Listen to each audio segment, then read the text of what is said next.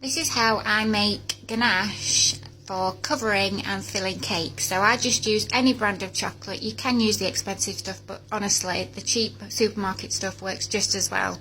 I also use Elmley cream, double cream, as opposed to the fresh double cream. Again, it works perfectly well and tastes absolutely delicious. So you want to break up your chocolate into a bowl, pour your cream over the top and pop it in the microwave for about 3 minutes.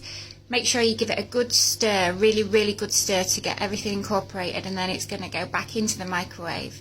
So I've pinned the ratios to the video of chocolate to cream that you need for each different chocolate. So 3 to 1 for white, 2.5 to 1 for milk, and 2 to 1 to dark. So that's 3 chocolate to 1 cream, 2.5 chocolate to 1 cream, and 2 to 1 cream.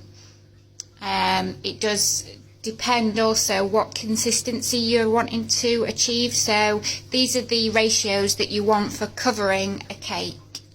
So again, I've just popped it back in the microwave and given it a really good stir again. Try not to over stir it because you don't want to incorporate too much air into it. And then I'm just popping it back in the microwave again for another minute just to be super sure that all the chocolate has melted, because you don't want lumps of chocolate that haven't been melted. So I've just stirred it all again and again and again. It does take a bit of time, but it is actually super quick and super easy to do.